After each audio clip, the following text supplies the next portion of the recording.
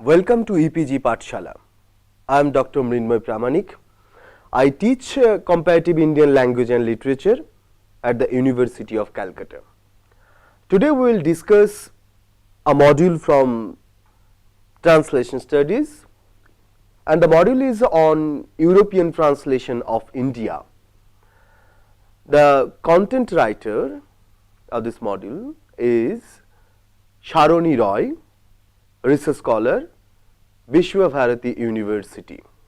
The reality of the colonial encounter in India had left both the imperial center and the colonial margin in a state of cultural linguistic flux, where notions of literary influence became rather unsure. The English not only introduced their own text in the colony, but also eagerly read the translated Indian text.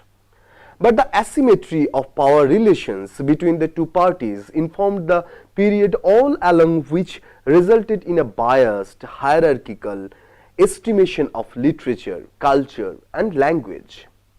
Gauri Vishwanathan has hinted at the ideological underpinnings of the mission, where raising Indians to the intellectual level of their Western counterparts constituted a necessary prerequisite to literary instruction, especially in text from the native culture, and consequently to forestalling the danger of having unfortified minds falsely seduced by the impurities of the traditional literature of the East. Translations from Indian languages into English are products of the special situation of the late 18th and 19th century British India.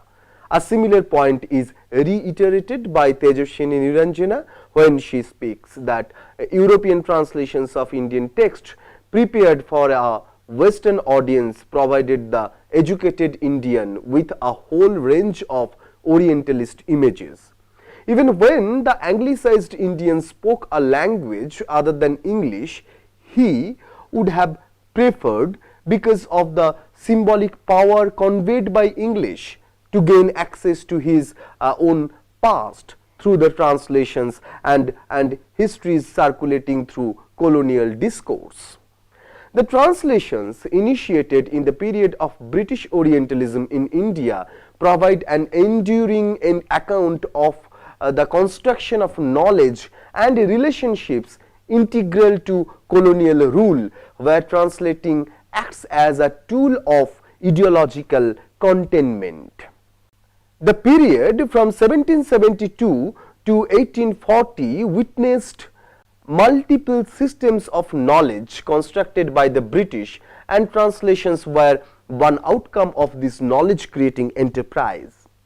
A series of translations of ancient Indian text undertaken by the British after 1770 has served for generations among Indians and Europeans as an authentic account of India. The Orient was translated and made available for self-definition not only to the Europeans but also to the Orientals themselves. This set off a many-sided process in which the British were engaged. Translation was one of the manifestations of this process. Rita Kothari commented it.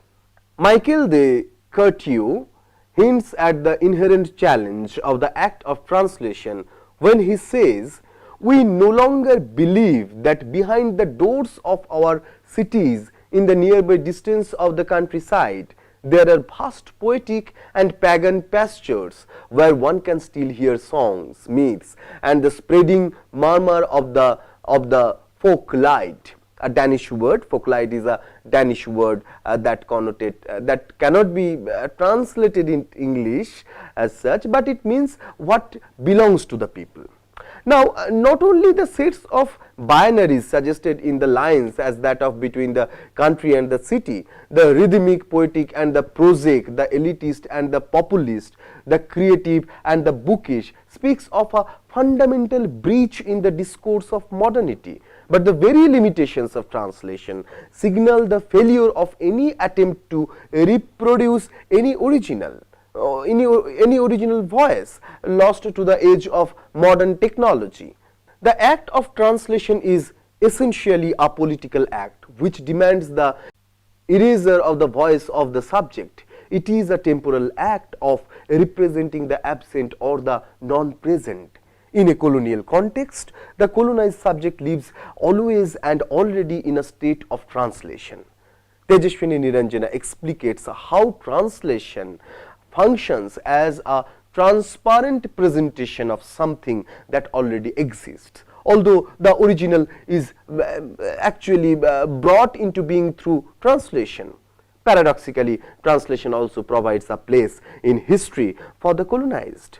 The Hegelian conception of history that translation helps bring into being endorsed a teleological, hierarchical model of civilization based on the coming to consciousness of spirit, an event for which the non-Western cultures are unsuited or unprepared. Translation is thus deployed in different kinds of discourses like philosophy, historiography, education, missionary writings, travel writings to renew and perpetuate colonial domination. Colonialism triggered a temporal displacement in the colonized. For the experience of being colonized is the experience of lagging behind time, and modernity constitutes that promise which eludes one with hopes of similarity and simultaneity of historical progress. The ideas of linearity and sequentiality were important markers of the colonial time frame. Central to the creation of a historical narrative is the question of progress from an oral, illiterate culture to a literate and written one. Progress is scriptural in type. The oral is that which does not contribute to progress. Reciprocally, the scriptural is that which separates itself from the magical world of voices and tradition. And the two are supposed to be mutually exclusive categories, related in a temporally sequential relationship where one naturally follows the other. An important departure is to be noted that it was not a completely oral culture that the English and ascribed to India. Rather, they ventured to know India through its written text, what Niranjana has called a textualized India. At the same time, notes Ganesh Devi, Jones was the first British scholar to perceive Indian in terms of a literary culture, and his discovery of India as a nation with a literature and a literature extending to remote antiquity enthused his readers in Britain to look to India for literary inspiration. Being appointed the Governor General of Bengal in 1772, Warren Hastings recommended that the British colonial administration should seek to rule the territories under its control not according to the British law but according to the laws of the native regions. And for that purpose, the colonial officials must know where to find the laws and also how to read them. His proposal led to the birth of the Western discipline of Indology, encouraging the British government officials to learn Sanskrit. The English line of inquiry tragedy, Aurangzeb, written in 1675, is an important early text that projects dominant Oriental stereotypes, including the erotic, subversive, irrational colonial female body and particular models of Indian politics and systems of succession. But the arrival of Sir William Jones in 1783 in Calcutta creates the historical juncture that engineered the birth of a new cultural consciousness whose declared mission of coming to India was to know India better than any Indian knows. While still on board of the frigate Crocodile carrying him from England to India, he prepared a memorandum detailing his plan of study. This included a study of the laws of the Hindus and the Mohammedans, the history, geography, art and aesthetics of India. This memorandum could easily be regarded as an early draft of the plan of the Historical Asiatic Society. William Jones was, however, not the earliest among the Orientalists of the East Indian Company to arrive in India. About a decade earlier came Charles Wilkins 1770, Nathaniel Brassey Halhed 1772 and Jonathan Duncan 1772. Warren Hastings, bright young men who had paved the way for the two future institutions, the Asiatic Society and the College of Fort William. In Asiatic Researches, the Journal of the Asiatic Society, in which nearly all Jones's work in mythology, literature, linguistics, botany, history and poetry was printed, Jones continued his work in aesthetics.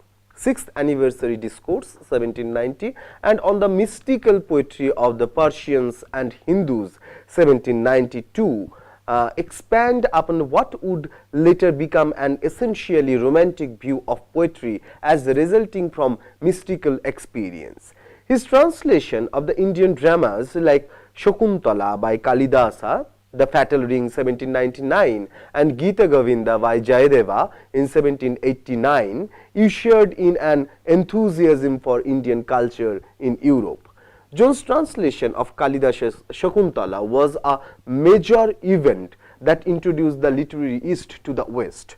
The indistinct nature of genres in India, history sliding into myth or turning into fable, was a bewildering phenomenon for the British. Even before he came to India, Jones had heard of a genre called Natak, which was said to contain ancient history uncorrupted by fable. And finally, when he reached India, he heard about the play Shakuntala and decided to translate it. There was a basic contradiction in the historical model that the Orientalists had proposed to the Indians. On the one hand, they claimed it to be following a linear progression from a golden past through barbaric present to a reinvigorated modern future under the guidance of the British. On the other hand, they defined it as untouched by hands of time or history and to be continuing in a state uninterrupted darkness. Jones ventures to resolve the contradiction by differentiating between Indian religion and language, which have remained unchanged, and arts, government and knowledge, which have been debased. This rift is clear in the difference of Jones' treatment of Shakuntala and Manusmriti. The eulogy of India and its nature and feminine qualities is missing from Manusmriti. While Jones advocated that Indians should be ruled according to their own laws, he firmly believed that the laws would not work until rescued from the hands of the native interpreters and custodians. Niranjana has identified the politics behind Jones' project of translating Indian text as an exercise in proclaiming cultural superiority, where the natives are considered to be unreliable interpreters of their own laws and culture, and need the intervention of the British to inform them about their own laws and purify their own culture. For that translation of ancient Indian legal text become all the more crucial. He learned Sanskrit so that he would not have to rely on poor Persian translations of original Sanskrit text anymore. Explaining the colonial policy on the system of personal laws for India, Governor General Hastings had clarified that in all suits regarding inheritance, marriage, caste and other religious usages or institutions, the law of the Quran with respect to Mohammedans or Muslims and those of the Shastras with respect to Jentus or Hindus shall be invariably be adhered to. For Muslims of India, the British accepted Sharia as the legal code for Muslims based on texts such the Al-Sirjiha and Fatwa Alamgiri written under sponsorship of Aurangzeb. For Hindus and other non-Muslims such as Buddhists, Sikhs, Jains, Parsis and tribal people, this information was unavailable. The subsequent of Hindu law was derived by the British colonial officials from Manusmriti, and it became the first Dharmashastra that was translated in 1794. The British colonial officials, for practice, attempted to extract from the Dharmashastra the English categories of law and religion for the purposes of colonial administration. Abdullah Ahmed and Naimi discusses the consequent effects of this translation in his book Islam and the Secular State. The most concerted effort regarding the formation of Oriental knowledge through translations came from William Jones. Jones provided, among other things, an academic counterpart to Hastings' administrative concerns. He had read various references to the Manusmriti in the process of pursuing his vocation as a judge, and realized that it was one of the oldest extant works on law in India. After reading it in the original, Jones felt confident enough to undertake its translation himself. The outcome of this is the Institutes of Hindus Law, or the Ordinance of Manu. Jones' translation of the Manusmriti into English, this translation was highly influential in shaping cultural perceptions and legal systems for Indians. It also paved the path for Jones's Digest, a more comprehensive project completed by H.T. Colebrook. Jones had always looked for things antique and remote while dealing with Indian history.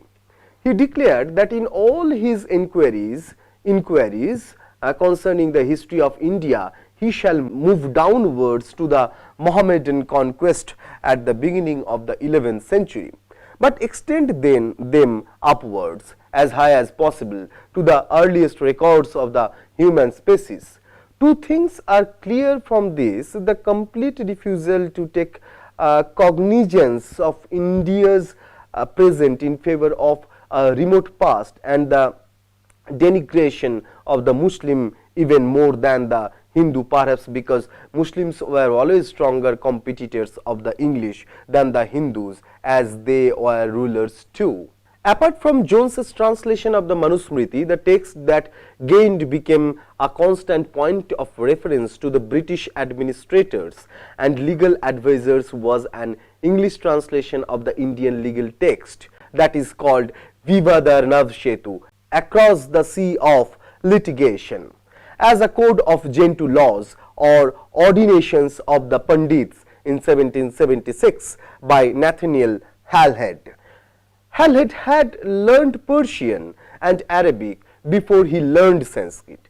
Halhed inaugurated the practice of Indian text in English translation by laying down in no unspecific terms the administrative usefulness of the code, the importance of the commerce of India, and the advantages of a territorial establishment in Bengal, have at length awakened the attention of the British legislature. Rita Kothari summarizes the varied responses that code gave way to. And Rita Kothari's summary was, there are various issues regarding the code. Questions can be raised about whether the code thrice removed from Sanskrit can be considered a translation proper. William Jones raised doubts about the accuracy of the translation since it was based on a Persian rendering of the text. Jones mistrusted the Persian interpreter. To theoretical justice, the historians of civilization, the code became the fundamental source on Hindu laws and customs. On the other hand, practitioners in courts found the code full of inconsistencies. Mild misdemeanors appeared to call for severe punishment, whereas serious crimes led to mild reprimands. This sense of the contradiction added to the general European bewilderment regarding India. The laws serve as an index for assessing the level of civilization India had reached. To detractors like James Mill, who quotes copiously from the code. The laws only reinforced their opinion of the savage nature of the Hindus.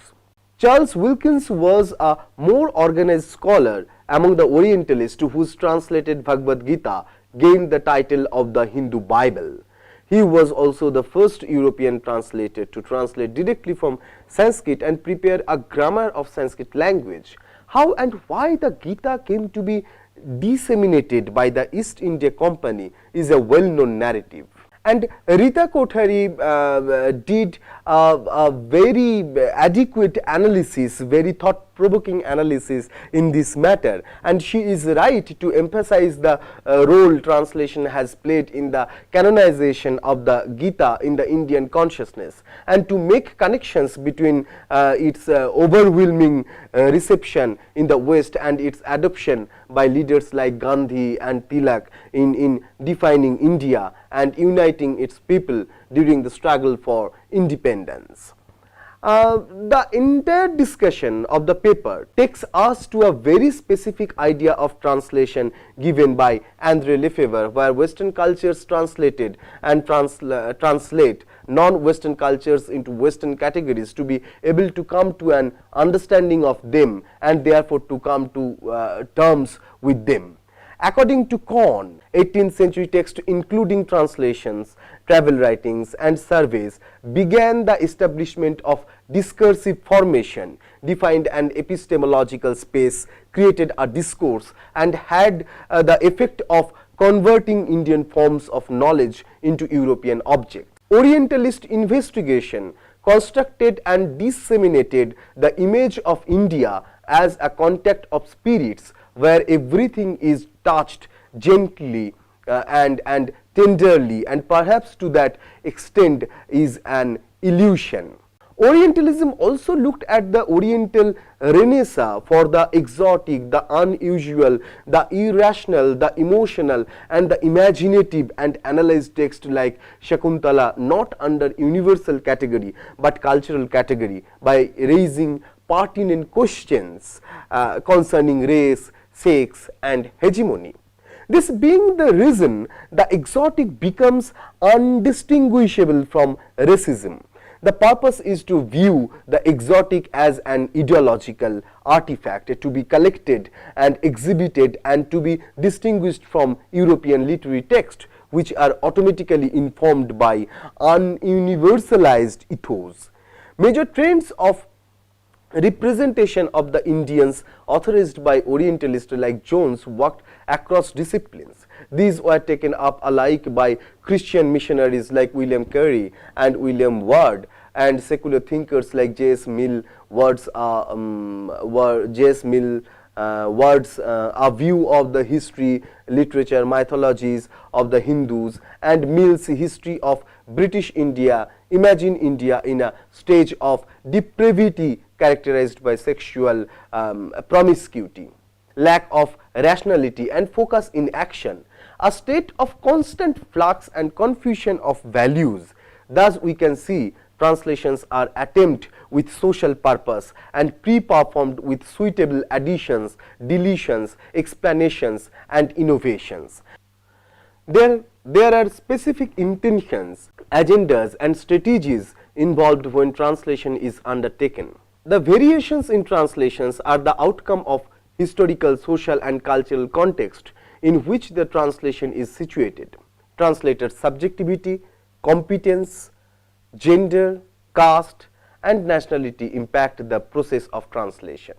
Translation must be seen as negotiation between text and between cultures in which translator acts as a mediator. Now, let us summarize our discussion.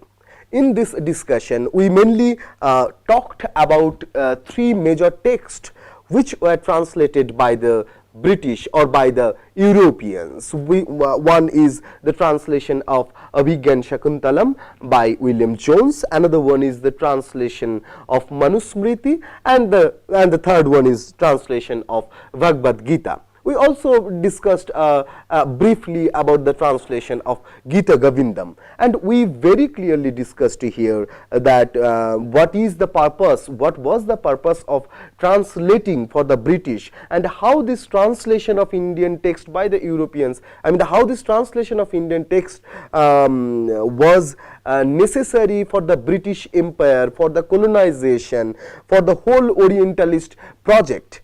And through this discussion, we understood that this history of translation of Indian text by the European also reflects, also holds a history of Orientalism, history of colonialism in India. And we also came to know how the question of race, how the question of civilizations, cultures, and the community, very specifically the religious community, is involved or related with all with the purpose of translating all these texts. Thank you.